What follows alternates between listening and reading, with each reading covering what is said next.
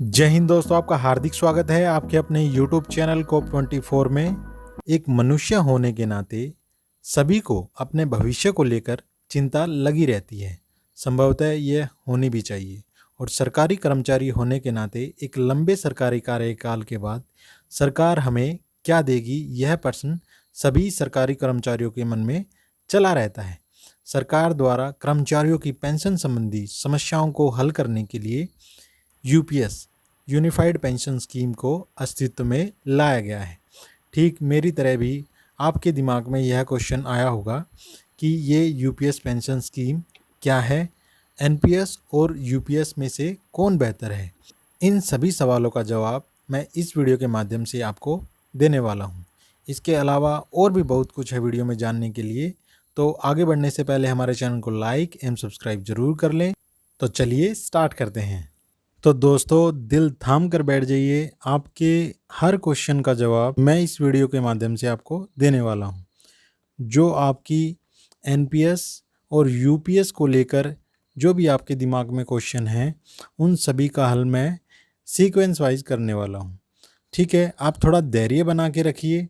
आपके हर क्वेश्चन का जवाब जो है मैं इस वीडियो के माध्यम से देने की कोशिश करूंगा। ठीक है, कि पेंशन कैलकुलेशन कैसे होती है, जो जो आपके दिमाग में क्वेश्चन चल रहे हैं, हमारे पैसे का क्या होगा, है ना, कौन सी स्कीम बेहतर है ना, तो इसका हम सीक्वेंस वाइज एक एक स्टेप बाय स्टेप चलेंगे ताकि आप चीज़ों को समझ पाएँ और आप चुनाव कर पाएँ कि कौन सी आपके लिए बेहतर है और कौन सी नहीं है। ठीक है, तो चलिए हम स्टेप बाय स्टेप देखते हैं कि यूपीएस स्कीम क्या है ना। तो सबसे पहले हम देखते हैं यूपीएस स्कीम क्या है, और नंबर 2 पे आ जाता है एलिजिबिलिटी कंडीशन कि भाई जो यूपीएस है उसके लिए कौन एलिजिबल है, कौन नहीं है। मान लीजिए आप ये वीडियो देख रहे हैं और आप यूपीएस के लिए एलिजिबल ही नहीं है। कहने का मतलब है आप ये दिमाग में क्वेश्चन कर रहे हैं कि यूपीएस की पेंशन कैलकुलेशन कैसे होगी, परंतु आप यूपीएस के लिए एलिजिबल ही नहीं है। तब मैं आपको स्टेप बाय स्टेप बताना चाह रहा हूँ, जो आपके दिमाग में क्वेश्चन है उन सभी का निवारण जो है वो एक तरीके से होगा, एक स्टेप के माध्यम से होगा, एक सीक्वेंस वे में होगा। ठीक है, और नंबर 3 पे हम देखेंगे कि यदि आप एलिजिबल हैं, है ना, क्योंकि जब अगर आप एलिजिबल होंगे तभी तो आप उसका बेनिफिट उठा पाएंगे, है ना। अब इसके बाद जो आपका कॉर्पस जो कुल जमा है उसका क्या होने वाला है अंडर यूपीएस के तहत, है ना, कि यूपीएस के जो आपका, जैसे मान लीजिए सरकार कितना जमा करेगी, आप कितना जमा करेंगे, पूल कॉर्पस क्या है, बेंचमार्क क्या है, तो इन सभी को लेके आपके जो क्वेश्चन है दिमाग में वो हल होने वाले हैं। और एनपीएस और यूपीएस में क्या अंतर है, बेसिक सा क्या अंतर है, जो आपको ये डिफ्रेंशिएट करके कि बता सके कि भाई कौन से आपके लिए बेहतर है, कौन सी नहीं है ना। और इसके बाद क्या करेंगे, हम कैलकुलेशन करेंगे कि कैलकुलेशन करने पर कि आप एनपीएस के अंतर्गत आपके ज़्यादा बेनिफिट मिल रहे हैं या यूपीएस के अंतर्गत ज़्यादा बेनिफिट मिल रहे हैं। समझ रहे हो, तो ये आपको एक सीक्वेंस से जानना होगा। जब आप एलिजिबल होंगे तभी तो किसी फॉर्म को भर पाएंगे ना। तो हम एक सीक्वेंस से चलेंगे और धीरे धीरे आपके सभी क्वेश्चनों का हल करते चलेंगे। ठीक है, तो सबसे पहले 1 नंबर पे आता है कि यूपीएस स्कीम क्या है। आपके दिमाग में क्वेश्चन आया होगा ना कि यूपीएस स्कीम क्या है। तो यूपीएस स्कीम का मैं आपको बता देता हूँ कि जो वित्त मंत्रालय ने जो ये नोटिफिकेशन निकाली है, ठीक है, इनमें क्या किया है, इन्होंने संशोधन किया है। और उस संशोधन के तहत क्या है कि जो सरकार, केंद्र सरकार के कर्मचारियों के लिए राष्ट्रीय पेंशन के अंतर्गत एक विकल्प के रूप में क्या है, यूनिफाइड पेंशन स्कीम लाया गया है ना। यूनिफाइड पेंशन स्कीम को लाया गया है और ये कब से, 1 अप्रैल से लागू हो जाएगी, है ना। कब से लागू हो जाएगी, 1 अप्रैल से लागू हो जाएगी। और वह केंद्र सरकार के ऐसे कर्मचारियों पर लागू होगी जो एनपीएस के अंतर्गत आते हैं और जो राष्ट्रीय पेंशन के अंतर्गत इस विकल्प को चुनते हैं। कि इनके कहने का मतलब है, मैं आपको यहाँ पे समझा देता हूँ कि एनपीएस जो कर्मचारी होगा, पहली बात तो वो एलिजिबल होगा, है ना, और उसके पास क्या होगा, यूपीएस का क्या होगा, एक ऑप्शन होगा। मतलब परमानेंट नहीं है। जैसे मान लीजिए 1/1/2004 को भर्ती या इसके बाद जो भर्ती हैं उन पे क्या है कि डिफ़ॉल्ट ऑप्शन है कि भाई जैसे वो भर्ती होंगे उन पे क्या होगी, एनपीएस लागू हो जाएगी। ठीक है, एनपीएस क्या हो जाएगी, ऑटोमेटिकली लागू हो जाएगी। परंतु यूपीएस क्या है, एक विकल्प के रूप में ऑप्शन है कि आप एनपीएस भी चुन चुन सकते हैं। तभी देखिए ये विकल्प का ऑप्शन दिया गया है, इन्होंने विकल्प दिया गया है कि आप एनपीएस भी चुन सकते हैं और यूपीएस भी चुन सकते हैं। ठीक है ना, तो ये आपको बेसिक सा मैंने यूपीएस के बारे में बता दिया है। कब से लागू होगी, 1 अप्रैल से लागू होगी। अब देख लेते हैं कि नंबर 2 पे क्या दी हुई है, इसकी एलिजिबिलिटी कंडीशन दी हुई है।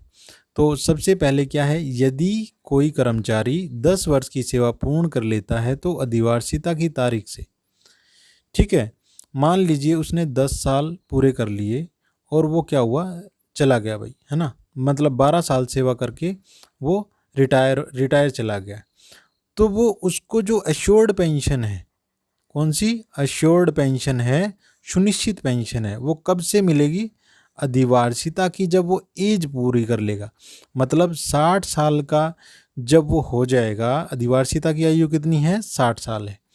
तो जब वो 60 साल का हो जाएगा तो उसे क्या मिलेगी, एक सुनिश्चित पेंशन मिलेगी, तब से मिलेगी, न कि जब वो 10 साल की सेवा पूर्ण करके गया है तब से नहीं। वो उसको कब से मिलेगी, तब से मिलेगी जब वो 60 साल की पूर्ण सेवा कर लेगा। ठीक है, एलिजिबिलिटी ध्यान रखें ये। अब नंबर 2 पे क्या आता है, नंबर 2 पे आता है FR 56J। FR 56J क्या है, ये है प्री मैच्योर रिटायरमेंट रिव्यू, है ना। ये क्या करती है सरकार, इस रूल के तहत क्या करती है, रिव्यू करती है। जो उसके कर्मचारी हैं, उस डिपार्टमेंट के कर्मचारी हैं, तो वो क्या करती है, इस रूल के तहत प्री मैच्योर रिटायरमेंट रिव्यू करती है 25 साल के बाद। ठीक है, अब देखती है कि वो इसको क्या नाम है, ये सेवा में रहने के लिए लायक है या नहीं है।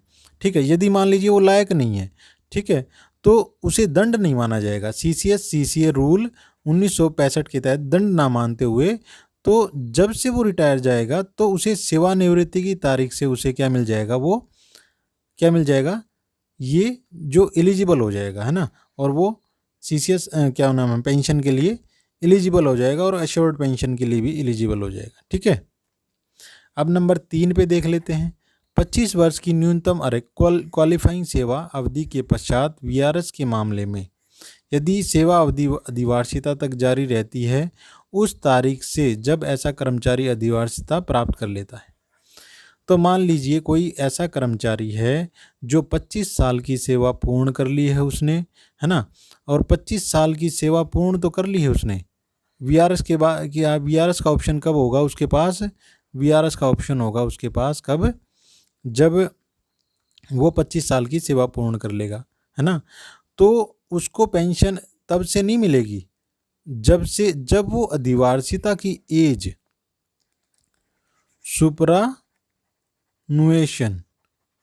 सुपरानुएशन की जो एज है, जब वो अटेन कर लेगा, जब वो 60 साल का हो जाएगा, तब से उसे क्या मिलेगी, एश्योर्ड पेंशन मिलेगी। ठीक है, न कि VRS के बाद। अब क्या है, removal, dismissal from service, resignation of the government employee जैसे मामले यूपीएस पर विकल्प लागू नहीं होगा। देखिए, अब इसका जो कंसेप्ट है वो काफ़ी गहरा है। कैसे है, जैसे मैं आपको बताऊं, कोई बंदा मान लीजिए पहले रिटायर हो गया, ठीक है, मान लिया किसी को रिमूव फ्रॉम सर्विस कर दिया 2024 में कर दिया। अब 2024 में कर दिया तो क्या है, उसके लिए ये विकल्प का ऑप्शन नहीं होगा और जो NPS के अंतर्गत जो उसे बेनिफिट मिलने वाले थे वो उस हिसाब से मिल जाएंगे। ठीक है, परंतु यदि मान लीजिए कोई क्या नाम है, कोई नॉर्मली रिटायर हुआ है और वो क्या है, उसने मान लीजिए कोई 2005 में परमानेंट हुआ, कोई पुराना आदमी था, उसको सरकार ने क्या किया, 2005 में परमानेंट किया। ठीक है, इसका उदाहरण दे के मैं आपको बताता हूँ कि 2005 में का मान लिए उसको पक्का किया, मतलब परमानेंट किया, और 2019 में मान लीजिए उसने अधिवार्षिता की आयु क्या है, अटेन कर ली, है ना। तो अब क्या मामले में है, क्या है, अब क्या इस मामले में क्या है, उसको यूपीएस पेंशन का विकल्प होगा। जैसे रिटायर गया है तब तो है, परंतु यदि उसे 2019 में रिमूव फ्रॉम सर्विस या ऐसे कर दिया है, तब उसके पास क्या है, विकल्प लागू नहीं होगा, यूपीएस का विकल्प लागू नहीं होगा। रिटायर जा रहा है तब तो होगा, अगर रिटायर नहीं जा रहा है तब उसके पास क्या है, वो विकल्प लागू नहीं होगा। समझ रहे हो? अब इसके बाद देख लेते हैं आगे हम। अब आता है बेनिफिट में, है ना, बेनिफिट ही चल रहे हैं। जब कोई सरकारी कर्मचारी 25 वर्ष की अर्हक सेवा के पश्चात सेवानिवृत्त होता है तो उसे सेवानिवृत्ति तुरंत पहले 12 महीने के औसत मूल्य, मतलब इसमें कहा गया है कि आपकी गणना कैसे की जाएगी। जैसे मान लीजिए आप 2026 में जनवरी में रिटायर जा रहे हैं, ठीक है, तो आपके 2025 में जो 12 महीनों के क्या है, आपकी बेसिक पे ली जाएगी, 12 महीनों की क्या है, बेसिक पे ली जाएगी।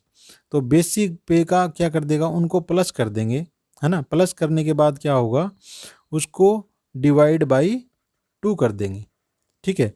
बेसिक पे मतलब इन्होंने 50%, तो वो बेसिक पे इसलिए है, मान लीजिए आपका बेसिक उस टाइम कितना था, मान लीजिए आपका बेसिक था 44,000, ठीक है। तो इसको 2 से कर दिया तो कितना आ गया, 22,000 आ गया, ठीक है। तो 22,000 आपका क्या हो जाएगा, ये बेसिक ऐसे कैलकुलेट हो जाएगी, किसके किसके एवज में, सुनिश्चित पेंशन की गणना के लिए। अब क्या है, मान लीजिए आपकी अर्हक क्वालिफाइंग सेवा जो है वो क्या है, कम है, जो आपकी क्वालिफाइंग सर्विस क्या है वो कम है, 60 वर्ष ना होके जो अधिवार्षिता की जो एज है उसके अकॉर्डिंग ना होके, तो उसे क्या है, अनुपातिक पेंशन मिलेगा। अनुपातिक पेंशन, अनुपातिक भुगतान स्वीकार्य किया जाएगा, ठीक है। जो उसे मिलेगा अनुपातिक पेंशन, मैं आपको बताऊंगा कि क्या है आगे, जब पेंशन की कैलकुलेशन करेंगे तो धीरे धीरे मैं आपके सब डाउट क्लियर कर दूंगा, ठीक है। अब इसके बाद आता है, देखिए ये है 10 वर्ष या उससे अधिक की सेवा क्वालिफाइंग सर्विस अर्हक कर लेना, इसे आ जाएगा क्वालिफाइंग सर्विस के पश्चात सेवानिवृत्ति होने पर 10,000 रुपये का न्यूनतम गारंटी, मतलब मिनिमम जो पेमेंट होगी उसको मिनिमम एश्योर्ड पेमेंट वो दी जाएगी। कितनी दी जाएगी, 10,000 रुपये, ठीक है। समझ में आ गया ना। जैसे 10 साल आप सेवा में करके जाते हैं और 10 साल के बाद क्या है, आपको कितनी मिलेगी, 10 साल ही आपने सेवा की और उसके बाद आप चले गए क्वालिफाइंग, ये 10 साल की सेवा करने के बाद सेवानिवृत्त हो गए आप, तो आपको क्या है, जब तक आप एज किसकी, सेवानिवृत्ति की एज अटेन नहीं कर लेते हैं तब तक आपको क्या मिलेगी, आपको ये 10,000 रुपये मिलेंगे। मैं फॉर एग्जांपल बताता हूँ आपको। जैसे मान लीजिए आप 20 साल में भर्ती हो गए, ठीक है, तो 20 साल में भर्ती हो गए तो आप अधिवार्षिता की आयु आपकी कितने साल में होगी, 60 साल पे होगी, 60 साल पे होगी ना। तो आपकी जो सर्विस होगी वो कितनी होगी, 40 साल होगी, 40 साल होगी ना। और आप क्या है 20 साल, मान लीजिए आप क्या है, आपने की कितनी साल सेवा, मान लीजिए आपने 15 साल सेवा की, ठीक है। तो 15 साल सेवा की तो आपकी एज कितनी होगी, 20 + 15 35, ठीक है। तो आपकी कितनी एज हो गई, और उसके 15 के बाद आप चले गए। अब क्या है, आपको जो अश्योर्ड पेंशन है, ठीक है, तो यहाँ पे ना मिलके यहाँ पे मिलेगी, समझ रहे हो। और इतने सालों का जो गैप है उसके हिसाब से कितना मिलेगा, 10,000 रुपये, ठीक है। As per according to these qualification benefit, तो उसके अनुसार आपको ऐसे मिलेगा, ठीक है ना। और हो सकता है कि अब क्या नाम है, अभी डिसीजन लिए जाने बाकी हैं अभी, कि भाई अभी क्या है, मीटिंगें चली हुई हैं उनके आपस में कि भाई और भी काफ़ी डिसीजन आने बाकी हैं। तो अभी ये कैलकुलेशन किसके आधार पे है, ये नोटिफिकेशन के आधार पे है, ठीक है।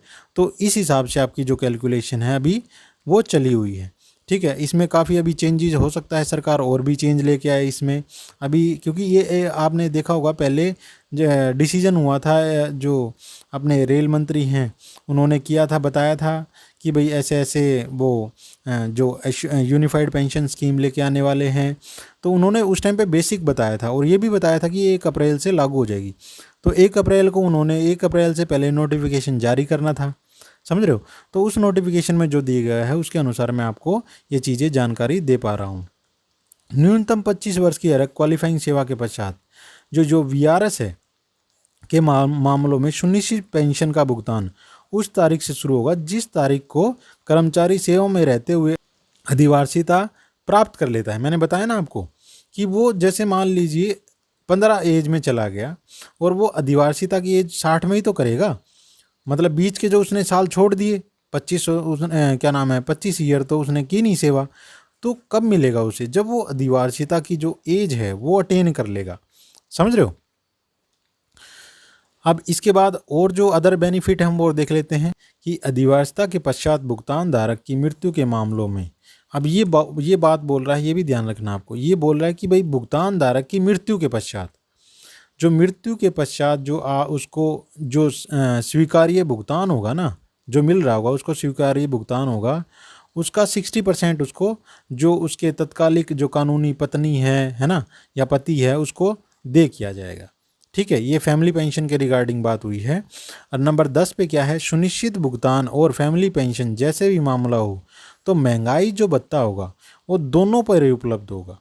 ठीक है, एक पे नहीं है, दोनों पे ही होगा। और महंगाई भत्ता उसी के अनुसार मिलेगा जो नॉर्मल जो सेवारत कर्मचारी है ना पर लागू भत्ते की तरह ही वो उसकी गणना की जाएगी। महंगाई भत्ता केवल भुगतान शुरू होने पर ही दे किया जाएगा। ठीक है, अब क्या है, अर्हक सेवा के प्रत्येक पूर्व 6 माह के लिए मासिक परिलब्धियों के 10% की दर से अधिवार्षिता पर एक मुश्त राशि, जो ये देखिए ये एक मुश्त राशि का भुगतान आपको किया जाएगा। जब आप रिटायर जाएंगे तब आपको क्या है, लमसम अमाउंट दिया जाएगा। ठीक है, यह एक मुश्त भुगतान सुनिश्चित भुगतान की मात्रा में प्रभावित नहीं होगा। यह एक मुश्त भुगतान सुनिश्चित भुगतान की मात्रा को प्रभावित नहीं करेगा। ठीक है, मतलब ये आपको अलग से दिया जाएगा, उसको जैसे सुनिश्चित पेंशन में से ही आप सोचे कि भाई उसमें से ही कहीं काट लेंगे, तो ऐसा नहीं है, ये अलग से ही आपको दिया जाएगा। ठीक है, अब कॉर्पस है, अब ये भी काफ़ी इम्पोर्टेंट है। ठीक है, कॉर्पस है, देखिए सपोज कीजिए आज मैं आपको यहाँ से थोड़ा समझा देता हूँ, NPS, ठीक है, और यूपीएस इस चीज़ को हम ले लेते हैं। ठीक है, पहला पॉइंट को देख लेते हैं पहले, कर्मचारी के अंशदान और उसी के बराबर केंद्र सरकार के अंशदान के साथ एक व्यक्तिगत कॉर्पस। ठीक है, तो पहले मैं आपको यूपीएस का बता देता हूँ। ठीक है, पहले यूपीएस का बता देता हूँ कि पहले हो गया व्यक्तिगत कॉर्पस की बात की गई, जिसे हम इंडिविजुअल IC बोल देते हैं, इंडिविजुअल कॉर्पस। कॉर्पस का मतलब है कि एक मान लिया गया जो आपका धन लगा लीजिए, है ना, कॉर्पस की मतलब कुल जमा जो है आपका। फिर गवर्नमेंट कॉर्पस हो गया, है ना, और एक फिर क्या होता है, एक पूल कॉर्पस का और निर्माण किया गया है इसमें यूपीएस में, पूल कॉर्पस। तो ये क्या है, इसका जैसे आप आज भी देखेंगे जो NPS वाले होते हैं उनका जो इंडिविजुअल का भुगतान कितना होता है, 10% होता है। ठीक है, पहले इसको, और इसमें क्या है यूपीएस में देखिए, फिर यूपीएस में गवर्नमेंट का कॉर्पस भी कितना होगा, 10% होगा, और पूल कॉर्पस कितना होगा, 8%। ये क्या होगा, बेसिक पे प्लस DA। ठीक है, बेसिक पे प्लस DA का होगा 10%। और NPS में क्या होता है, यहाँ पे इंडिविजुअल भी 10% करता है और गवर्नमेंट क्या करती है, 14% कर दी है। पहले 2019 से पहले क्या था, ये खाली 10% ही था, और 19 के बाद इन्होंने 4 और बढ़ा दिया, तो ये गवर्नमेंट का कितना हो गया, 14, और इंडिविजुअल का 10 हो गया। समझ में आ गया। अब देखिए सारे जितने पॉइंट हो गए वो इनसे कनेक्टेड होंगे जो मैंने आपको बताया है। ठीक है, कैसे कनेक्टेड होंगे, देखिए केंद्र सरकार के अतिरिक्त अंशदान के साथ एक पूल कॉर्पस होगा, जो पूल कॉर्पस मैंने आपको बता दिया। ठीक है, पूल कॉर्पस होगा किसका, और इस पर जो निर्णय लेने होंगे वो कौन लेगा, सेंट्रल गवर्नमेंट लेगी। ठीक है, अब आगे बढ़ते हैं। अब वैसे ही क्या अब नंबर 3 पे देख लेते हैं कि केंद्र सरकार उन सभी कर्मचारियों के अनुमानित 8.5%, मैंने आपको बता दिया ना, ये क्या हो गया, पूल कॉर्पस हो गया। ठीक है, ये हो गया पूल कॉर्पस। पूल अतिरिक्त अंशदान की व्यवस्था करेगी जिनमें समग्र आधार पर पूल कॉर्पस के स्थान पर यूपीएस के विकल्प को चुना है। ठीक है, जिन्होंने यूपीएस को चुना है उनके लिए क्या करेगी, ये पूल कॉर्पस का ऑप्शन को लेके आएगी। अतिरिक्त अंशदान यूपीएस विकल्प के अंतर्गत सुनिश्चित भुगतान में सहायक होगा। जो अतिरिक्त अंशदान है, ठीक है ना, पूल कॉर्पस, ये क्या होगा यूपीएस में जब आप रिटायर जाएंगे, मैं आपको बताऊंगा कि भाई जब आप रिटायर जाएंगे तो ये पूल कॉर्पस कैसे काम करेगा, समझ रहे हो। तो अब इसके बाद और देख लेते हैं, कर्मचारी केवल व्यक्तिगत कॉर्पस के लिए ही निवेश के विकल्पों को अपना सकते हैं। ठीक है, कि क्या है, कर्मचारी केवल व्यक्तिगत कॉर्पस के लिए ही निवेश के, मतलब इसके पास जो इन्वेस्टमेंट, मान लीजिए जो इन्वेस्टमेंट है, अब मान लीजिए कि भाई डिफ़ॉल्ट ऑप्शन से हटके मैंने और कहीं जाना है, तो वो व्यक्तिगत कॉर्पस में ही वो चेंज करवा सकते हैं, है ना। जो गवर्नमेंट वाले हैं उसमें चेंज नहीं करवा सकते हैं। और जो पीएफआरडी है वो समय समय पर क्या करेगी, उसको विनियमित करेगी, रेगुलेट करेगी, और उसके जो डिफ़ॉल्ट पैटर्न है उसकी परिभाषा में भी क्या कर सकती है, वो परिवर्तन कर सकती है। यदि कोई कर्मचारी व्यक्तिगत कॉर्पस में निवेश के विकल्प का प्रयोग नहीं करता है ना, व्यक्तिगत कॉर्पस में निवेश के विकल्प का प्रयोग नहीं करता है, तो उसे क्या डिफ़ॉल्ट पैटर्न माना जाएगा। जैसे मान लीजिए हम क्या होते हैं, जब भर्ती होते हैं तो हमारा क्या होता है, एनपीएस में हमको क्या होता है, एनपीएस स्कीम के अंतर्गत लाई किया जाता है, मतलब मान लिया जाता है। तो हमारे पास क्या होता है, एक डिफ़ॉल्ट ऑप्शन होता है कि आपके जो फंड हैं वो इनमें बटे होंगे, आप इनको चेंज कर सकते हो। ठीक है, तो इसको कहेंगे डिफ़ॉल्ट पैटर्न। डिफ़ॉल्ट मतलब पहले सरकार ही पहले ही डिसाइड कर देती है कि हाँ भाई इनमें आपका जो भी नया भर्ती होगा तो उसके जो पैसे का वो डिस्ट्रीब्यूशन होगा अलग अलग सेक्टर में, वो मतलब एक प्रकार से शुरू में गवर्नमेंट के हिसाब से होगा, फिर बाद में उसी को हम क्या कहते हैं, डिफ़ॉल्ट पैटर्न बोलते हैं। और उसके बाद जब हम चेंज करते हैं तो वो उसमें आ जाएगा इन्वेस्टमेंट विकल्पों में। ठीक है, अब इसके बाद देख लीजिए कि जो कॉर्पस से रिलेटेड क्या है, केंद्र सरकार के अतिरिक्त अंशदान के माध्यम से निर्मित पूल कॉर्पस के लिए निवेश संबंधी निर्णयों का पूरा किसका अधिकार होगा, केंद्र सरकार का। मैंने बताया ना आपको, केंद्र सरकार का इसमें क्या होगा, फुल पावर होगी इसकी। जो पूल कॉर्पस बताया मैंने, जो 8.5 होता है ना, 8.5 बेसिक प्लस डीए का, तो उस पर क्या होगा, उस फंड पे जो निर्णय लेने होंगे वो कौन लेगा, वो लेगा सेंट्रल गवर्नमेंट। उन कर्मचारियों के संबंध में जो यूपीएस लागू होने की तिथि से पूर्व सेवानिवृत्त हुए हैं। जैसे मैं आपको एक एग्जांपल देता हूँ। सपोज कीजिए कि मेरी जो दादी है, मेरी एक दादी हैं, तो वो क्या है 2006 में उन्हें पक्का किया गया, है ना। पहले वो काम करती थी परंतु सरकार ने क्या किया, उन्हें 2006 में पक्का किया। तो 2006 में पक्का किया तो वो क्या है, अधिवार्षिता की आयु उन्होंने क्या है 2020 में अटेन की, तो वो रिटायर हो गई। तो जब 2006 में पक्का किया तो वो उस टाइम क्या है, एनपीएस में लाई गई, है ना, एनपीएस में लाए।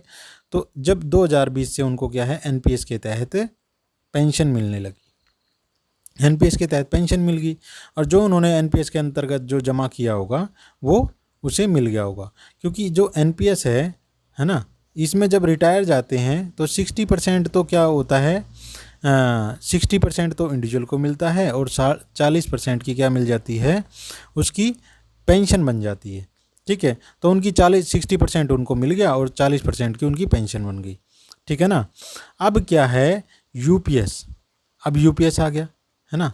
यूपीएस के अंतर्गत बोला है कि ये जो यूपीएस लागू होने की तिथि से पूर्व सेवानिवृत्त है ना, ये सेवानिवृत्त हो गए ना, और जो यूपीएस विकल्प को चुनते हैं, मान लीजिए वो यूपीएस विकल्प को चुन लेती है ना, यूपीएस विकल्प को चुन लेती हैं, तो पीएफआरडी टॉप अप राशि उपलब्ध कराने के लिए एक तंत्र का निर्धारण करेगी।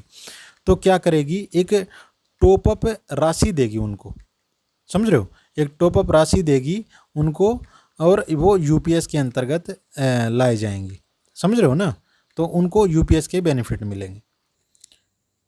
तो चलिए आगे देख लेते हैं। पॉइंट नंबर 7 जो है, यूपीएस का विकल्प प्रभावी होने की तारीख को एनपीएस के अंतर्गत केंद्र सरकार के जो कर्मचारी हैं, जो एग्जिस्टिंग कर्मचारी है के साथ साथ केंद्र सरकार के भावी कर्मचारी एनपीएस या यूपीएस के विकल्प का चयन कर सकते हैं।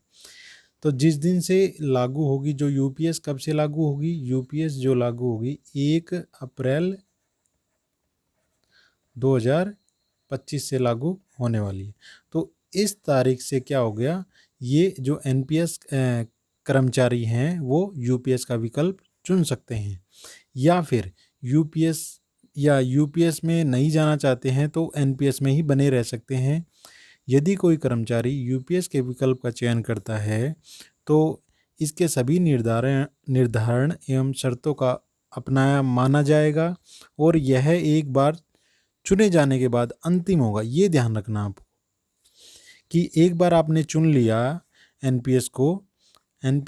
यूपीएस को एक बार जब आपने चुन लिया तो वो क्या होगा, फाइनल माना जाएगा।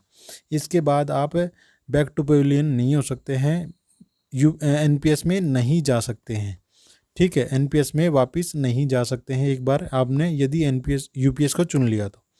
ठीक है, अब पॉइंट नंबर 8 को देख लेते हैं। एक बार एनपीएस के अंतर्गत कवर किए गए कर्मचारी जो यूपीएस के लागू होने की तिथि पर सेवा में हैं तथा यूपीएस का विकल्प का चयन करते हैं। मान लीजिए एनपीएस में अभी आप करंटली हैं, सभी हैं, ठीक है, और आप अभी यूपीएस का विकल्प चुन लेते हैं, तो कर्मचारी के जो स्थायी सेवानिवृत्ति खाता संख्या है प्राण, जिसे हम प्राण अकाउंट नंबर बोलते हैं, एनपीएस कॉर्पस को जो एनपीएस में आपका जमा है, ठीक है, एनपीएस में जो आपका जमा है, जैसे जो एनपीएस में जमा है आपका इंडिविजुअल का कितना होता है एनपीएस में 10%, जो जमा है यूपीएस में चला जाएगा। ये उठ के कहाँ पे चला जाएगा, ये आपका जो कॉर्पस है, जो पैसा है इंडिविजुअल का, जो कॉर्पस जो जमा है ये पैसा, ये ट्रांसफ़र हो जाएगा किसमें, यूपीएस में ट्रांसफ़र हो जाएगा। तो ये काफ़ी इम्पोर्टेंट है। इसे क्या है, एकीकृत पेंशन योजना, यूपीएस इसे बोला जाता है यूनिफाइड पेंशन स्कीम, और इसे क्या कहा जाता है, राष्ट्रीय पेंशन योजना। पात्रता कौन एलिजिबल है इसके लिए, ठीक है, कौन क्या एलिजिबल है, इसमें देखिए सरकारी कर्मचारी ही एलिजिबल है, और यहाँ पे क्या है, ऑल इंडिया का कोई भी नागरिक है वो इसमें खाता खुलवा सकता है एनपीएस के अंतर्गत। ठीक है, और सरकार का क्या योगदान है, अब सरकार का मैंने आपको बताया कि यूपीएस में कितना है 10% है और 8.5% इसमें योगदान है। और इसमें क्या है एनपीएस में मैंने आपको बताया जो मूल वेतन और डीए का, ठीक है, 10% तो क्या होता है सरकार का, इंडिविजुअल का होता है, और 14% किसका होता है, ये गवर्नमेंट का होता है। ठीक है, सरकारी योगदान बताया मैंने, इंडिविजुअल का ही बता दिया आपको। अब सुनिश्चित पेंशन, इसमें आपको पता ही है, जब आप सेवानिवृत्ति की जो एज अटेन कर लेते हैं तो आपको एक एश्योर्ड पेंशन दी जाती है, गारंटीड पेंशन दी जाती है, परंतु इसमें कोई गारंटी नहीं दी जाती है। ये क्या है, यह है बाजार के रिटर्न पर निर्भर करता है। ठीक है, और निवेश संचित कोष के आधार पर इसका मूल्य घटता बढ़ता रहता है। पारिवारिक पेंशन पेंशन भोगियों की मृत्यु की स्थिति में परिवार को पेंशन का 60% मिलने की गारंटी है, और पारिवारिक पेंशन संचित धनराशि को चुनी गई वार्षिकी योजना पर निर्भर करेगी। ठीक है, तो इसमें क्या होता है जो मैं आपको बता देता हूँ कि अब न्यू रूल के हिसाब से क्या है, जो एनपीएस मान लीजिए किसी की डेथ हो गई या जो मेडिकल बोर्ड आउट जा रहा है, तो वो एनपीएस से किस में कन्वर्ट हो जाता है, वो ओपीएस में कन्वर्ट हो जाता है। ठीक है, जिसकी डेथ हो गई या मेडिकल बोर्ड आउट वाले हैं वो क्या है एनपीएस से ओपीएस में कन्वर्ट हो जाते हैं। ठीक है, इसका अलग से फॉर्म भरना पड़ता है, ये सभी को भरें। ठीक है, कि in the case of death कि भाई मैं I will select option NPS और ओपीएस। फिर इसके बाद क्या है, जोखिम और प्रतिफल, इसमें क्या है यूपीएस में कोई जोखिम नहीं है, क्योंकि इसमें एक एश्योर्ड जोखिम नहीं है और निश्चित रिटर्न है, एश्योर्ड पेंशन है इसमें। ठीक है, गारंटी दी जाती है ना। और यहाँ पे क्या है, क्योंकि यह बाजार से जुड़ी पेंशन योजना है, इसलिए चुने गए निवेशों के प्रदर्शन के आधार पर रिटर्न अलग अलग होता है। ठीक है, मान लीजिए मैंने एसबीआई को चुन लिया, किसी ने आईसीआई को चुन लिया, तो किसी का भी अच्छा रिटर्न हो सकता है। ठीक है, इसके बाद आता है एक मुश्त भुगतान। अब यूपीएस में क्या होता है, एक मुश्त भुगतान दिया जाता है। ठीक है, कैसे दिया जाता है एक मुश्त, आपका बेसिक पे प्लस DA, ठीक है। और फिर क्या होता है, उसका 10% निकाला जाता है, ठीक है। और 10% निकाला जाता है, और 10% निकालने के बाद जो क्या है, आपकी सेवा मान लीजिए 10 साल हुई, तो उसका मल्टीप्लाई 2 कर दिया जाता है। तो कितने हो गए? 22 6 महीने हो गए आपके, है ना। तो उसका जो आपका 10% आया उसको 22 से गुणा कर दिया जाता है, वही आपका लमसम अमाउंट आ जाएगा। और NPS में क्या होता है कि कुल संचित धनराशि 60% निकालने की अनुमति है। जैसे कोई रिटायर जाता है, ठीक है, सुपरानेशन जाता है, तो 60% तो क्या है उसे इंडिविजुअल को मिल जाता है, और 40% क्या है उसकी पेंशन बन जाती है। तो आप अंतर देख ही सकते हैं कि क्या क्या इसमें अंतर दिया गया है। इसके अलावा ग्रेजुइटी से अभी कोई मेंशन नहीं किया गया है ना। तो लमसम अमाउंट आपको दिया जाएगा, और मोस्टली जो जानकारी है आपके जो दिमाग में क्वेश्चन थे वो मैंने कवर अप कर दिए गए हैं। अब इसके बाद हम जो है वो पेंशन को लेकर आपका क्या है कि भाई आपके दिमाग में क्वेश्चन होगा, भाई पेंशन मेरी कितनी बनेगी, है ना, जब मैं रिटायर जाऊंगा। यदि मैं सुपरनेशन जाता हूं तो तब कितनी बनेगी, या मैं 15 साल की सेवा करके जाता हूं तब कितनी बनेगी, 20 साल की सेवा करके जाता हूं तब कितनी बनेगी।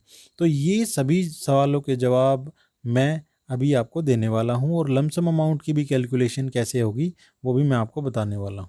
तो हम एक एग्जाम्पल के आधार पे समझेंगे कि एश्योर्ड पेंशन, जो सुनिश्चित पेंशन की सरकार बात कर रही है, वो उसकी कैलकुलेशन हम कैसे करते हैं। तो मैंने एक एग्जाम्पल लिया है, ठीक है। तो 12 मंथ एवरेज बेसिक पे बिफोर सुपरानेशन ऑफ एम्प्लॉय कितनी है? 45,000 है। मान लीजिए कोई 2026 में क्या जाता है, सुपरन्वेशन जाता है UPS के तहत, ठीक है। तो 2025 के जो मतलब जो उसकी बेसिक पे होगी उसको जोड़ दिया जाता है और डिवाइड बाई 2 कर दिया जाता है, ठीक है। और ताकि क्योंकि वो 50% हो जाता है उसके इक्विवेलेंट, समझ रहे हो। तो उसकी मान लीजिए 45,000, ये क्वेश्चन है आपका एक टाइप से कि 45,000 उसकी क्या हो जाती है, बेसिक पे बन गई। और नंबर 2 पे क्या है, the employee has a qualifying service. अब देखिए क्वालिफाइंग सर्विस में भी यहाँ पे आपने ब्रैकेट में base on the number of month of contribution, कि भाई क्वालिफाइंग सर्विस कैसे काउंट कर रहे हैं, ये देखिए आप ये कर रहे हैं कि भाई आपने कंट्रीब्यूशन कितना किया, समझ रहे हो। कंट्रीब्यूशन आपने जिस हिसाब जिस रिदम में किया होगा ना उसी हिसाब से, मान लीजिए किसी कोई आपने कंट्रीब्यूशन छूट गया या और कुछ हो गया, तो क्वालिफाइंग भी सर्विस आपकी वही मानी जाएगी उसी हिसाब से, है ना। और ये ऑफ सर्विस ऑफ 25 ईयर और मोर, या इससे अधिक, ठीक है। इन्होंने क्या किया है, जो 300 दिन को आधार माना है, 300 मंथ को, 300 मंथ या 25 साल, ठीक है, इन्होंने आधार माना है। आधार मानते हुए ही एश्योर्ड पेंशन की कैलकुलेशन की गई है। अब क्या है कि इससे ज़्यादा ये मतलब आप सेवा चाहे कितनी भी कर लो, पर ये 300 ही रहेंगे, 300 महीने भी रहेंगे, इससे ज़्यादा नहीं होंगे। All contribution of the employee have been credit regularly and there no miss. अब क्वेश्चन में ये देखिए कि भाई उन्होंने क्या बोला है कि भाई वो जो क्रेडिट कर रहा है, मान ली जो इंडिविजुअल का 10% है वो टाइमली कर रहा है, ठीक है, और गवर्नमेंट भी टाइमली कर रही है, उसमें कोई मिसिंग क्रेडिट नहीं है, जो जमा है उसका वो मिसिंग नहीं है, समझ रहे हो, वो टाइमली हो पा रहा है। इसके बाद क्या है, the employee has opt the default pattern. मान लीजिए एक डिफ़ॉल्ट पैटर्न उन्होंने चुना है। एक एग्जांपल दिया गया है कि डिफ़ॉल्ट पैटर्न मैंने आपको समझा ही दिया है कि कैसे है डिफ़ॉल्ट पैटर्न। और इसके बाद आ जाता है कि भाई इसके बाद क्या आ जाता है कि the employee did not make any partial withdrawal. और इंडिविजुअल ने कोई भी क्या है जो हम विड्रॉल करते हैं, जैसे GPF वाले GPF विड्रॉल करते हैं, वैसे ही NPS वाले पार्शियल विड्रॉल करते हैं, ठीक है ना। तो ये उन्होंने कंडीशन दे दी कि भाई बेसिक पे इनका 45,000 हो गया, और उसकी सेवा ठीक है भाई, पूरी सेवा है 25 साल की, और कोई भी मिस क्रेडिट नहीं है, उसका डिफ़ॉल्ट पैटर्न यूज़ किया हुआ है और पार्शियल विड्रॉल नहीं किया हुआ उसने। तो ये कंडीशन हो गई। तो इस कंडीशन के आधार पे हम देखते हैं कि भाई जो उसकी पेंशन है वो कैसे कैलकुलेट होगी, ठीक है। मान लीजिए जो मैंने आपको बताया, जब कर्मी 1 से 5 तक की सभी शर्तों को पूरा कर लेता है, जो शर्त मैंने अभी बता दी है ना, कि भाई उसका बेसिक पे 45,000 है, आपका भी बेसिक पे 45,000 न माने इसे, ये वो माने जिस दिन आप रिटायर जा रहे हैं, ठीक है। ये ज़्यादा भी हो सकता है, कम भी हो सकता है, ठीक है ना।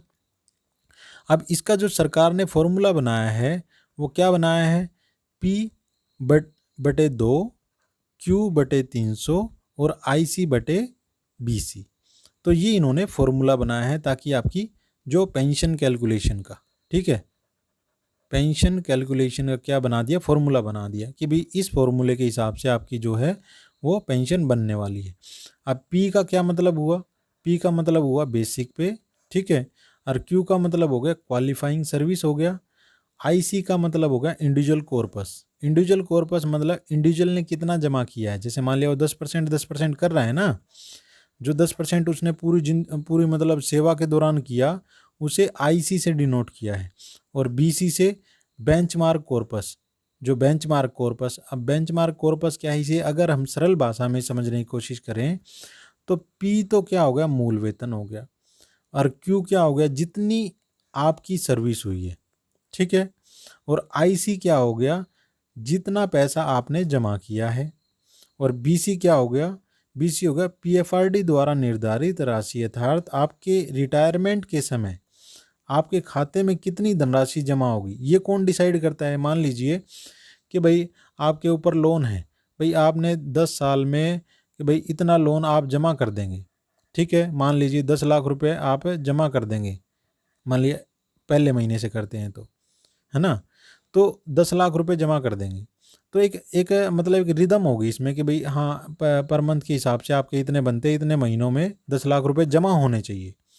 तो ये डिसाइड कौन करेगा, 10 लाख रुपए जो है ये PFRDA, pension fund regulatory development authority, ये कौन डिसाइड करेगा, ये करेगा, ठीक है, कि भाई आपके इतने खाते में जमा होने चाहिए। या इसे साधारण शब्दों में समझे तो कि मूल वेतन का 2 कुल सेवा जो आपने की है उसको डिवाइड बाई 300 से कर दें, और आपके द्वारा जो जमा किया है उसको ऊपर रख ले, और नीचे PFRD द्वारा जो किया है, जो उन्होंने डिसाइड किया कि भाई इतना उनके खाते में ज़रूर जमा होना चाहिए, है ना। परंतु हो सकता है कि भाई इंडिविजुअल खाते में कम हो, ये भी तो हो सकता है, तो उसको भी हम देखने वाले हैं। पहले हम जो बेसिक क्वेश्चन है हमारा उस पे जाते हैं कि भाई अधिवार्षिता की यदि आयु अटेन करता है वो, तब क्या होगा। अब पी में क्या है, पी में ये है कि 45,000 तो मैंने आपको बता दिया जो बेसिक पे है, क्वालिफाइंग सर्विस मान लीजिए उसकी 300 ही है, और इंडिविजुअल ने कितना जमा किया है वो कितना है, 50 लाख है, और बेंचमार्क क्या कॉर्पस कितना है वो भी 50 लाख है, ठीक है। अब इसका आंसर कैसे आएगा, अब आंसर ऐसे आ जाएगा इसका, 45,000 को कितने करेंगे, 22,500 आ जाएगा ये तो, ठीक है, 22,500 आ गया। तो और इसको और इससे काटेंगे तो मतलब 0 हो गया, 1 हो गया मतलब, और इसको 1 काटेंगे ये 1 हो गया। तो अब क्या है, इसका जो आंसर आया कि आपकी जो पेंशन हुई वो कितनी, 22,500, 22,500 प्लस DA, ठीक है। तो 22,500 मान लीजिए अभी आपका जो DA है वो कितना है, वो 20,000 है, ठीक है, वो 20,000 है। तो आपकी पेंशन कितनी बन गई, पेंशन बन गई आपकी 42,500, ठीक है। तो पेंशन कितनी बन गई आपकी, 42,500, किसके तहत, यूपीएस के तहत, यदि आप सुपरानेशन जाते हैं, ठीक है। अब आपके दिमाग में क्वेश्चन आया होगा कि यार मेरी तो यदि मैं कम एज में जाऊं, है ना, कम मतलब कम सर्विस करके जाऊं तब कितनी बनेगी, है ना, और मान लीजिए मैंने विड्रॉल भी कर रखा है तब कितनी बनेगी बीच बीच में, क्योंकि क्वेश्चन तो यही था ना कि भाई मैंने ना तो विड्रॉल किया है, डिफ़ॉल्ट पैटर्न चुना है, मिस क्रेडिट है, मान लिया मिस क्रेडिट भी है। तो इस टाइप के क्वेश्चन को लेके मैं आपको बता देता हूँ कैलकुलेशन वो कैसे होगी, ठीक है। अब मैंने इसके बारे में तो बता दिया आपको कि भाई जो आपकी सेवा है 300 महीने ये पूरे हैं आपके, और जो इंडिविजुअल ने कितना जमा किया है, 50 लाख जमा किया है। सरकार ने बोला कि भाई 50 लाख आपके खाते में होने चाहिए, तो वो भी 50 लाख है, ठीक है, ये दोनों समान है, बराबर हैं। तब आपकी पेंशन कितनी बन रही है, मैंने आपको बताया 22,500 बन रही है। अब देखिए, यदि आप 15 साल करके जाते हैं तो मान लीजिए कि भाई आपकी सेवा जो है कितनी है, 15 साल है ना, 15 साल आपकी सेवा है, और आपने कितना 15 साल में कितना जमा किया, ओब्वियसली आप कम करेंगे, 30 लाख आपने जमा किया है ना। और गवर्नमेंट ने भी, पीएफआरडी ने भी बोला कि भाई आपके 15 सालों में 30 लाख ही जमा होने चाहिए, है ना, क्योंकि ज़्यादा सर्विस होगी तो ज़्यादा, उसी हिसाब से कैलकुलेशन देख लो आप, है ना, कि भाई पीएफआरडी ने भी बोला कि भाई 30 लाख तो आपके खाते में जमा होने चाहिए भैया। तो अब आपकी पेंशन कितनी बन रही है, 13,500 बन जाएगी आपके खाते में, समझ रहे हो, 13,500 क्या बन जाएगी, आपकी पेंशन बन जाएगी, है ना। ये क्या है, अनुपातिक पेंशन, ये पर ये अभी नहीं मिलेगी, समझ रहे हो, यही तो है यहाँ पे, ये आपको अभी नहीं मिलेगी, ये मिलेगी जब, कब, जब आप सुपरानेशन की एज अटेन कर लोगे, एज जब आप सुपराने मतलब 60 साल की हो जाओगे तब मिलेगी बाबू आपको, ठीक है। अब क्या है, अब क्या है कि आप 10 साल की सेवा करते हैं, मतलब 120 महीने ही करते हैं, तो क्या होता है 10, तो 25 लाख आपके खाते में मान लीजिए जमा होने चाहिए, और 25 लाख ही उन्होंने बोला पीएफआरडी ने कि भाई हाँ भाई जमा होने चाहिए।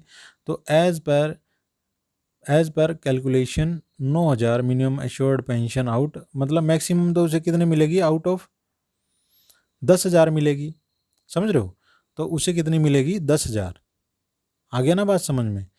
और इसके बाद क्या है, देखिए कंडीशन दी हुई है, ये कंडीशन दी हुई है, पहली कौन सी थी, 45,000 वाली, समझ रहे हो, कि भाई आपके जो बेसिक पे है वो 45,000 है ना। और थर्ड जो होगी आपकी कि भाई आपकी जो इसने मतलब रेगुलर आप वो कर रहे हो, ठीक है, रेगुलर मतलब क्रेडिट कर रहे हो तो वो भी ठीक है। अब 22 लाख आपके, मान लीजिए कि भाई आपकी 10 साल ही सर्विस हुई है ना, और आपने पार्शियल विड्रॉल भी कर लिया, उसमें से क्या है आंशिक विड्रॉल कर लिया, और 25 लाख जो है, 25 लाख जो है वो क्या है, वो गवर्नमेंट ने बोला कि भाई पीएफआरडी ने बोला कि आपके खाते में जमा होने चाहिए, पर आपके खाते में तो 22 लाख ही हैं, समझ रहे हो। तब आपको क्या है, क्या है 8800 plus DA full corpus has not been deposited from individual corpus to one corpus, है ना। तो इसमें क्या है, इसमें आपको क्या है, आपको जब आपने सेवा पूरी नहीं की है तो 10,000 ही मिलता रहेगा आपको, ऑब्वियसली ये पता ही है कि वो 10,000 मिलता रहेगा, कि जब तक आप सुपरानेशन की एज अटेन नहीं कर लोगे तब तक आपको क्या है उतना ही मिलेगा, है ना। जब आप जिस हिसाब से जो ये फाइनल कैलकुलेशन जो आप देख रहे हैं, जो फाइनल कैलकुलेशन देख रहे हैं वो आपको तभी मिलेगा जब आप क्या है, जैसे कोई सेवा कम करके जाता है तो ऑब्वियसली उसकी क्या नाम है, क्या बोलते हैं वो, पेंशन भी कम बनती है, तो यहाँ भी पेंशन कम बन रही है ना। परंतु ये जो वाली पेंशन है, ये जो आप पेंशन देख रहे हैं, जो मान लिया कोई कम सर्विस करके जा रहा है ना, तो ये उसको तभी मिलेगी जब वो सुपरानेशन की एज हो जाएगी उसकी, या 60 साल की एज हो जाएगी। अब मान लीजिए कोई 25 साल की सेवा कर रहा है, ठीक है, मान लीजिए उसका बेसिक पे जो है वो मान लीजिए कम है, ठीक है, तो अब क्या हो गया, उसको एक 25 साल की सॉरी, अब मान लीजिए उसका ये पॉइंट दे रखे हैं कि भाई 3 फुल फिल कंडीशन ये सारी है, दूसरी, फोर्थ, फिफ्थ, ठीक है। अब 25 साल की वो सेवा करके जा रहा है, मान लीजिए उसकी मिसिंग है, मिसिंग क्रेडिट हो गई, मिसिंग क्रेडिट होने के कारण उसके 45 लाख रुपए ही जमा हो पाए, पर सरकार ने बोला, पीएफआरडी ने बोला भाई आपकी तो इतने होने चाहिए थे, समझ रहे हो, आपके तो कितने होने चाहिए थे, इतने ही होने चाहिए थे, कितने, 20,250, 20,250 सॉरी, पाँच, क्या बोलते हैं 50 लाख होने चाहिए थे, परंतु कम होने की वजह से, 45 लाख होने की वजह से आपकी पेंशन कितनी बन रही है, वो बन रही है 20,250, ठीक है। अब देख लिए कि वो कम क्यों हो पाई, क्योंकि आपकी मिसिंग क्रेडिट होगी, वहाँ पे अगर मिसिंग नहीं होती आपकी, जो मिसिंग क्या नाम है, जो आप 10% जो जमा करते थे, तो आपकी कितनी बननी थी, आपकी ये बननी थी 22,500 बननी थी ना। अब बनी कितनी, आपकी 20,500 बनी। अब क्या है, आप 25 साल ही सेवा करके जाते हो, और 40 लाख मतलब इंडिविजुअल ने जो जमा किया है वो 10%, कितना है वो 40 लाख, परंतु उसने पार्शियल विड्रॉल कर लिया, मतलब उसमें से पैसा जैसे नहीं निकालते कि भाई पार्शियल विड्रॉल हम सेवा के दौरान 3 बार निकाल सकते हैं। तो मान लीजिए उसने निकाल लिया, कुछ पैसा निकाल लिया, उसका बचा 40 लाख। सरकार ने बोला कि भाई आपके खाते में तो 50 लाख होने चाहिए थे, है ना। तब की केस में क्या है, मिसिंग क्रेडिट का मैंने आपको बता दिया है। अब क्या है पार्शियल विड्रॉल अगर वो कर लेता है, और सेवा इसकी ध्यान रखें वो पूरी कर रहा है, सेवा इन दोनों केस में पूरी कर रहा है। और यहाँ पे क्या है, यहाँ पे उसकी 10 साल या 10 साल ही सेवा है, या उससे अधिक लगा लेंगे तो ये ऊपर वाली होगी, ठीक है। तब क्या होगा, समझ रहे हो ना, ये कंडीशन को समझो। मैं फॉर्मूले के हिसाब से ही बता सकता हूँ, परंतु आपको इसका बड़ी आसानी से समझ सकते हैं आप कि भाई इसकी जो कैलकुलेशन होगी, जैसे मान लिया पीएफआरडी ने बोल दिया 50 लाख होने चाहिए, परंतु आपने पैसा निकलवा लिया बीच में सेवा के दौरान, तब आपकी कितनी बनी, 40 लाख बनी। जब आप इसकी कैलकुलेशन करोगे तो वो कितनी बनेगी, वो बनेगी आपकी 50 लाख। अब देखिए बेसिक कितना था आपका, है ना, बेसिक मान लीजिए आपका कितना था,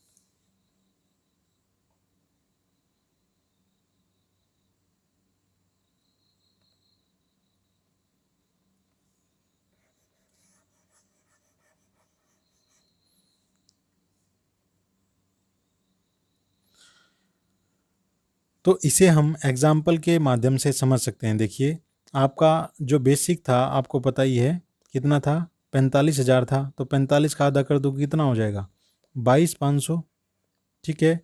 300 से क्या है, 300 कट जाएगा, और कितना आपने जमा, कितना 40 लाख, ये 40 लाख आपने जमा किया। पर पीएफआरडी ने बोला कि आपके खाते में कितना होना चाहिए, आपके खाते में होना चाहिए 50 लाख। ये सभी जीरो कट गई, ठीक है। 300 से 300 कट गया, 5 डिवाइड बाई 22,500, तो कितना आ गया, 4500, है ना। 4500 को मल्टीप्लाई 4 से करेंगे, कितना आ गया, 18,000 आ जाएगा। अब देखिए आपकी सर्विस आपकी ठीक है, 25 साल की है, पर आपने यहाँ देखिए कितने, यहाँ देखिए आपने 55 लाख जमा कर दिए। सरकार ने बोला ना भाई आपके खाते में तो 50 लाख होने चाहिए थे, तो 50 लाख होने चाहिए थे। तो 50 लाख के कैलकुलेशन के हिसाब से देखेंगे तो आपकी कितनी बनती है, 22,500 बनती है। तो 22,500 आपको क्या मिल जाएंगे, और 5 लाख क्या है आपको रिटर्न हो जाएंगे, ठीक है। 5 लाख जो है आपको वापस क्रेडिट हो जाएंगे आपके खाते में, समझ रहे हो। पेंशन तो वही बनेगी, ये ध्यान रखे बाबू, पेंशन वही बनेगी, उससे ज़्यादा नहीं बनेगी। 22,500 से ज़्यादा आपकी पेंशन नहीं बन सकती है यदि आपका बेसिक 45,000 है। ये ध्यान रखें कि जितना आपने अगर जमा ज़्यादा कर दिया तो आपका वापस क्रेडिट हो जाएगा, समझ रहे हो ना, वापस क्रेडिट हो जाएगा। अब क्या है कि अब नेक्स्ट एग्जांपल देख लेते हैं कि आपकी सेवा ठीक है, 25 साल ही है। Investment choice in individual corpus value low then BC. अब मान लीजिए कि जो आपने इन्वेस्टमेंट जो चॉइस करी थी उसके कारण क्या हो गया, है ना। मान लिया डिफ़ॉल्ट में तो ठीक है, डिफ़ॉल्ट में मान लीजिए 50 थे 50 ही हो गए, परंतु आपने जो चॉइस करी, जैसे एसबीआई में ना करके आईसीआई में कर दी या और किसी में कर दी, ठीक है, तो क्या है आपकी जो टोटल वैल्यू हुई, कॉर्पस हुआ, कितना हुआ, 45 लाख हुआ, है ना। उसकी वजह से इन्वेस्टमेंट चॉइस अलग करने की वजह से 45 कम हो गया, मतलब कम हो गया, तो क्या हो गया आपकी 20,250 प्लस डीए के हिसाब से आपकी कैलकुलेशन हो जाएगी। फॉर्मूला यही रहेगा, समझ रहे हो, फॉर्मूला यही रहेगा। इसी प्रकार आपने फॉर्मूले को कैलकुलेट करना है। कॉर्पस मैंने कैसे बताया है आपको कि भाई कैसे उसकी गणना करनी है, कैसे पुटअप करना है, वो मैंने इसमें आपको बताया था, है ना। यहाँ पे जो फॉर्मूला देख सकते हैं इसमें मैंने आपको बताया था। तो अब क्या है कि 45 लाख रुपए, ठीक है, सर्विस सेम है, 45 लाख रुपए इंडिविजुअल ने जमा किए, और जबकि पीएफआरडी ने बोला कि उसके खाते में 50 लाख होने चाहिए, तब उसके पास क्या ऑप्शन है कि वो पैसा रिक्यूब by the individual, 25 lakh partial रिक्यूब by the individual. तो जो 2.5 लाख रुपए हैं वो इन्होंने क्या है एम्प्लॉय ने वापस डाल दिए, है ना। वापस डाल, ये ऑप्शन में है, ठीक है, मैं आपको बता रहा हूँ कि ये ऑप्शन में है। अब इसकी कैलकुलेशन कैसे होगी, जैसे बेसिक आपका कितना है वही है सेम, एक ही बेसिक को मान के चल रहे हैं हम, सर्विस भी आपकी सेम है, ठीक है।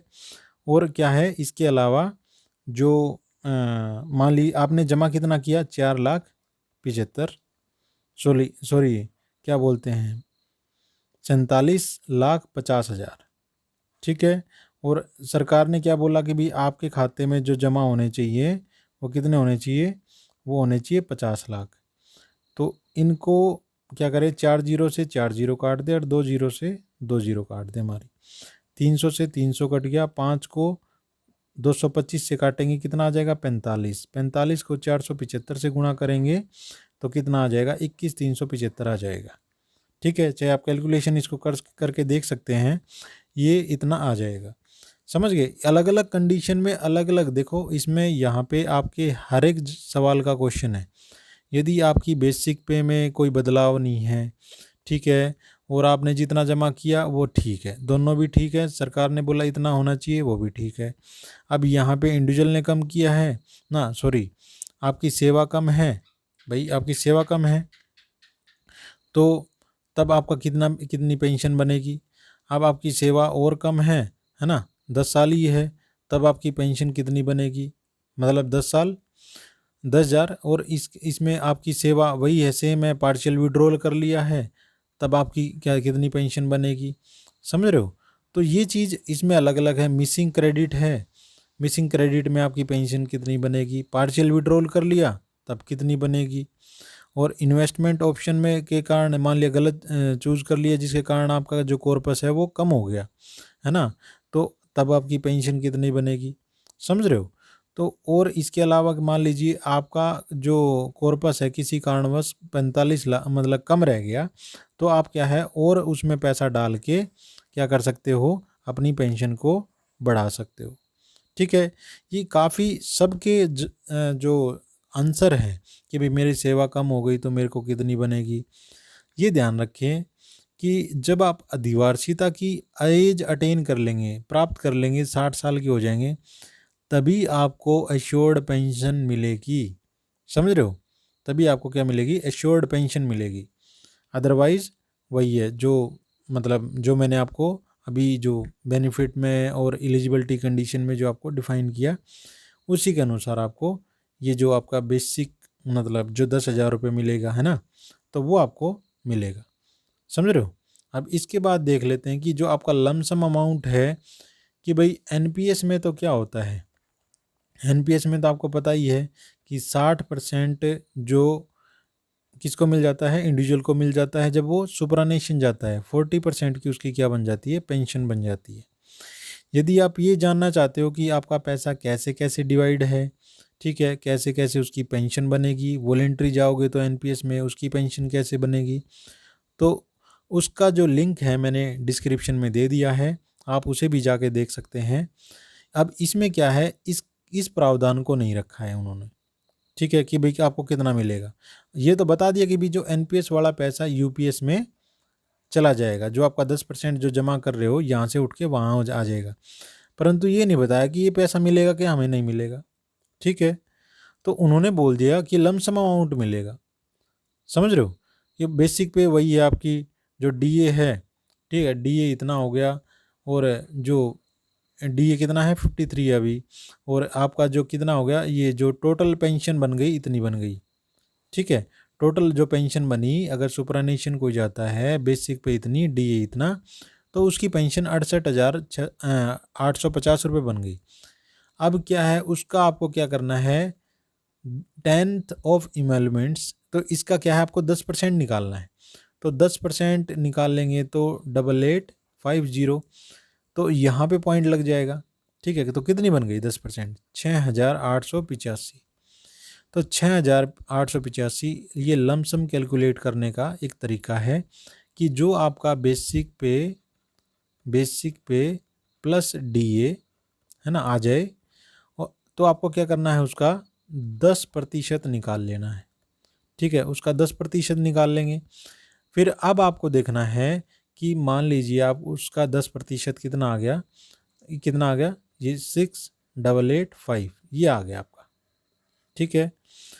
तो अब आपको क्या करना है, आपको देखना है कि आपकी सेवा कितनी है, सर्विसेज कितनी है, तो उसके अनुसार क्या करना है, उसको 2 से मल्टीप्लाई कर देना है, क्योंकि हमने 6 महीने काउंट करने के, भाई 10 साल में आपके 6 महीने कितने हुए, है ना, 6 महीने कितने हुए, कंप्लीटेड 6th मंथ, एक साल नहीं 6th मंथ, तो ऑटोमेटिकली 2 से गुणा होगा, तो कितना हो गया 6 मंथ, तो 10 साल में तो 20 हो गए।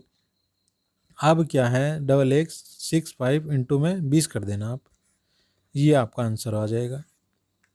वैसे ही अगर आप 15 साल सेवा करके जाते हैं, तब आपको लम्स अमाउंट क्या मतलब 6 मंथ कितने हुए, 30 हुए, तब कितना मिल जाएगा, 2 लाख मिल जाएगा, 2,06,550 मिल जाएगा। 20 साल की सेवा करके जाते हैं तो इसका मल्टीप्लाई 2 हो जाएगा, और लमसम अमाउंट ये मिलेगा। 25 में कितना, इतना हो जाएगा, और इतना ये आपको मिल जाएगा। 30 में कितना, इतना, और कितना मिल जाएगा, इतना मिल जाएगा।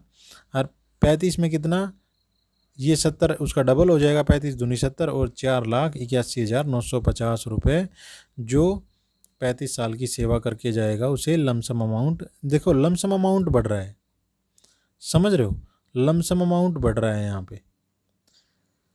तो इस प्रकार आप देख सकते हैं कि मैंने आपको जो क्या क्या है, एक तो देखिए मैंने आपको यूपीएस के बारे में बता दिया है, ठीक है, यूपीएस क्या है, ठीक है ना। दूसरा क्या, मैंने आपको एलिजिबिलिटी कंडीशन बता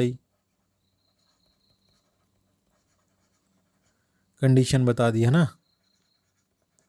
और नंबर 3 पे क्या बताया, नंबर 3 पे मैंने आपको बताया कि भाई उसके लिए क्या बोलते हैं, बेनिफिट क्या है, उसमें बेनिफिट क्या है। और नंबर 4 पे क्या बताया मैंने आपको कि कॉर्पस क्या है। फिर एनपीएस और यूपीएस में क्या अंतर है, ठीक है। और फिर आपको पेंशन कैलकुलेशन बताई, और फिर आपको लमसम अमाउंट बताया, है ना, लमसम अमाउंट कैसे कैलकुलेट करते हैं। तो ये चीज़ आपको देखना है कि आपकी सेवाएं क्या हैं, है ना। अगर आपकी सेवाएं जो है कि भाई अभी देखो, अभी इसमें सरकार क्या है, धीरे धीरे चेंजेस कर रही है, अभी डिसीजन लिए जा रहे हैं, है ना। काफ़ी डिसीजन अभी लिए, जो क्या नाम है इसमें, सरकार गवर्नमेंट क्या मांगती है, व्यू मांगती है ना। थोड़े दिनों में देखिए आप व्यू मांगेगी कि भाई किसके व्यू क्या हैं, क्या सुधार हो सकता है, क्या नहीं हो सकता है ना। धीरे धीरे इसमें क्या होगा, आमूलचूल परिवर्तन होगा। हो सकता है वो क्या पता सरकार के मतलब आपके पक्ष में भी हो और विपक्ष में भी हो, कुछ भी हो सकता है।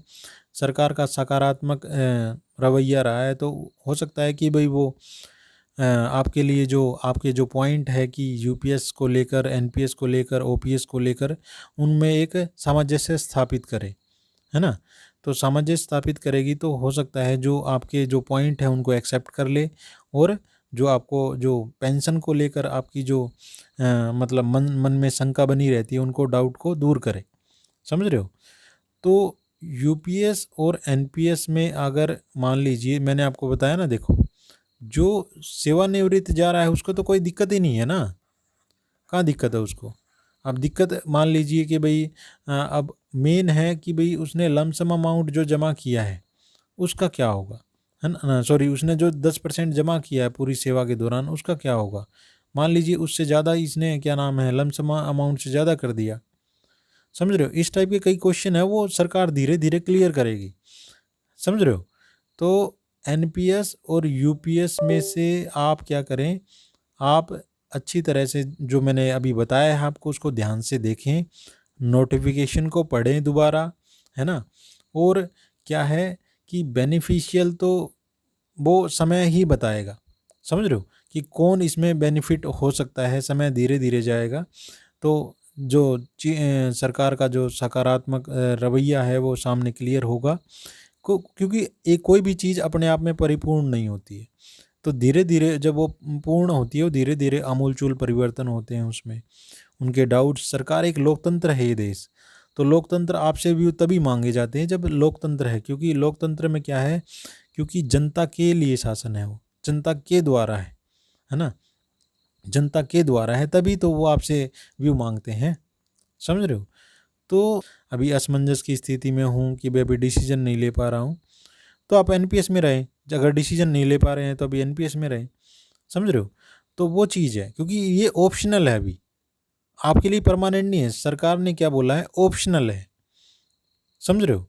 तो ऑप्शनल है ये, अभी इसमें क्या है, जो चीज़ें क्लियर होने दीजिए। समझ रहे हो। तो वो चीज़ है।